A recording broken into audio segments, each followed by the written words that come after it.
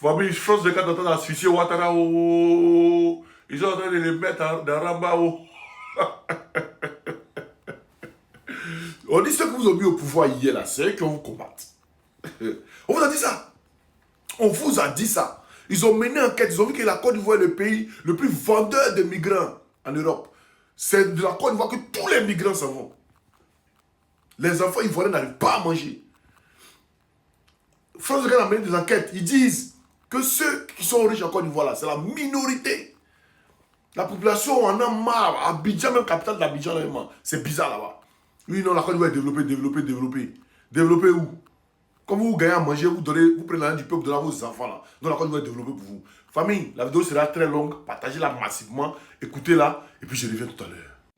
Et tout de suite, votre rendez-vous derrière l'image. On prend le temps de décrypter l'info à partir de photos qui font sens comme chaque jour. Et on reçoit Charlotte Boitier aujourd'hui. Bonjour Charlotte. Bonjour. Journaliste pour Info Migrants. Vous rentrez tout juste de mission en Côte d'Ivoire où vous êtes allé à la rencontre de migrants sur le retour ou sur le départ. On s'intéresse évidemment à la question migratoire là-bas. La Côte d'Ivoire qui est le pays le plus riche de l'Afrique de l'Ouest. Pourtant, malgré sa croissance soutenue, le pays souffre encore d'une forte immigration irrégulière. On va attaquer le sujet avec une image qui fait sens et que vous nous ramenez donc du terrain. On va peut-être la voir et puis vous allez nous la commenter. Oui, voilà, vous la voyez à l'image. Il faut bien comprendre que la puissance économique, les retombées économiques dont vous parlez ne profitent qu'à une toute petite partie de la population ivoirienne. Hein. Dans un pays qui est encore divisé entre une classe très riche et très pauvre, il n'y a pas vraiment de classe moyenne. Donc la photo que vous voyez là reflète bien cette réalité de la vie ivoirienne. Il y a encore une grande pauvreté, de nombreux bidonvilles à Abidjan où nous étions. Cette photo a été prise dans la commune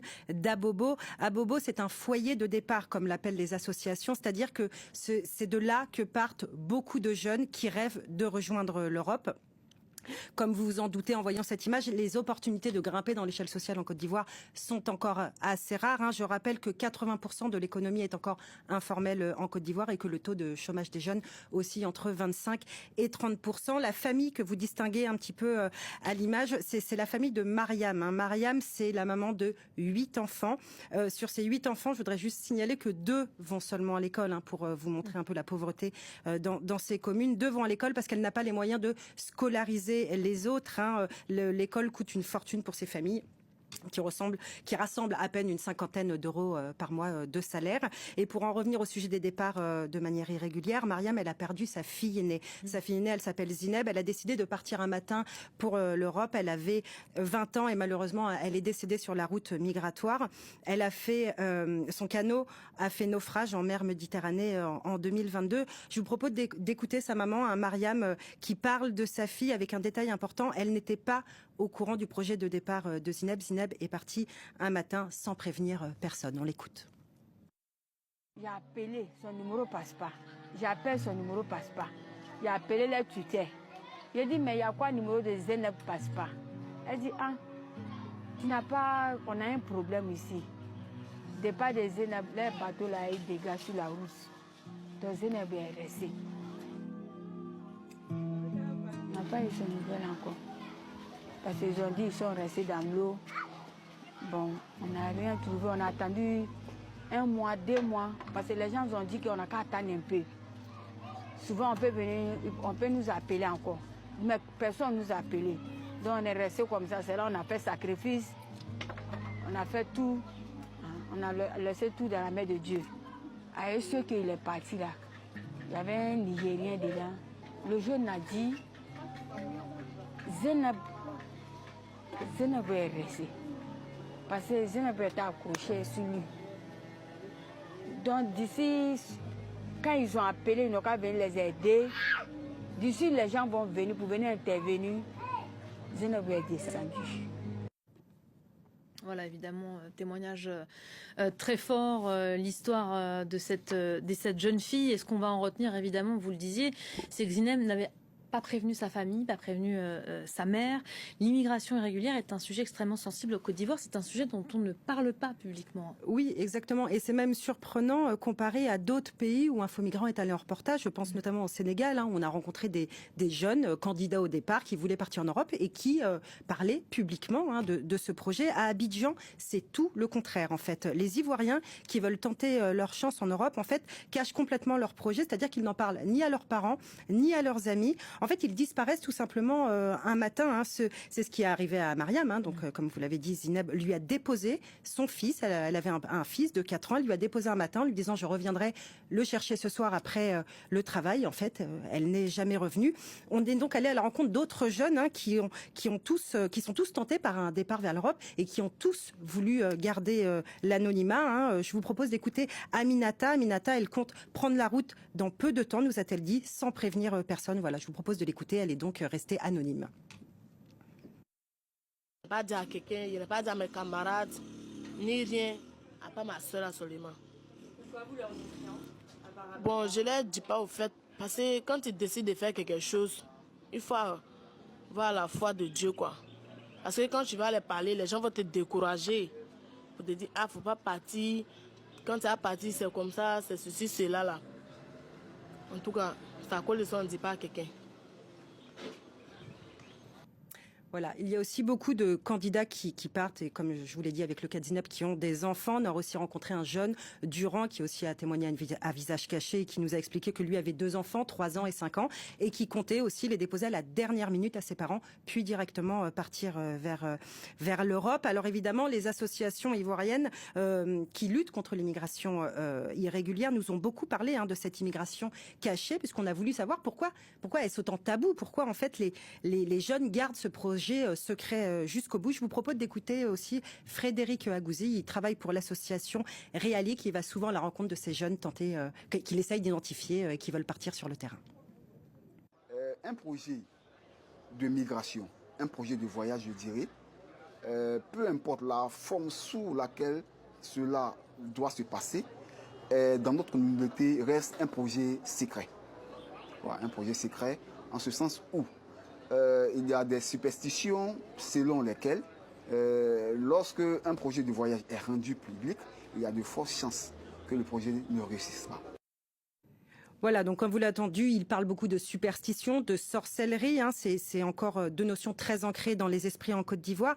Et il y a aussi l'argument du découragement qu'évoquait Aminata. On a peur que ses parents nous dissuadent de faire le voyage. Il y a aussi évidemment l'influence des réseaux sociaux. On voit des vidéos d'amis partis avant eux sur la route migratoire qui sont arrivés en Europe et qui postent des photos sur TikTok ou sur Facebook. Alors ces départs cachés, il faut bien comprendre que c'est pas le fait de quelques personnes. C'est vraiment un vrai sujet dans les communes pauvres d'Abidjan. En une semaine, nous, de reportage, on a vraiment rencontré des dizaines de personnes, des dizaines de personnes qui nous ont parlé de proches qui avaient pris secrètement la route de l'Europe. En fait, tout le monde semble connaître quelqu'un qui un jour a disparu soudainement sur la route de l'exil.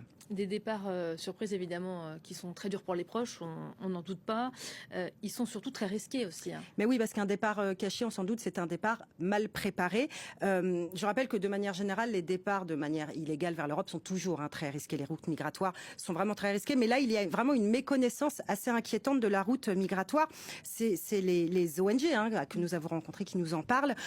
Puisque comme on n'arrive pas à identifier ces jeunes qui veulent partir, on ne peut pas les prévenir des dangers qui les attendent. Frédéric Agouzi, que vous avez entendu, nous a bien dit, je le cite, les jeunes Ivoiriens qui veulent prendre la route ne savent pas de quoi ils parlent, ils ne se renseignent pas bien, ils ne connaissent pas la réalité du périple.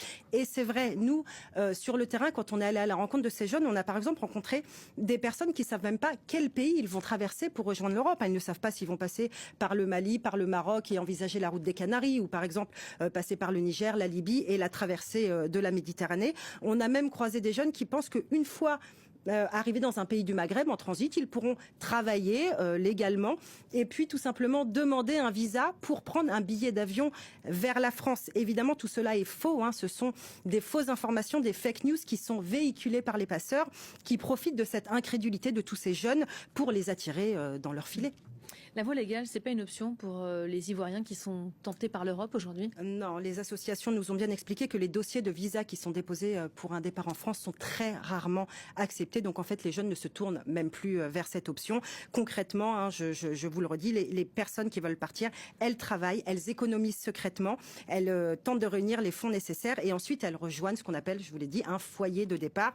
Je vous parlais d'Abobo, il y a aussi Daloa dans le centre du pays ou Anyama dans le nord d'Abidjan. Un foyer de départ, c'est là où les jeunes vont trouver des contacts et des passeurs pour entamer leur migration.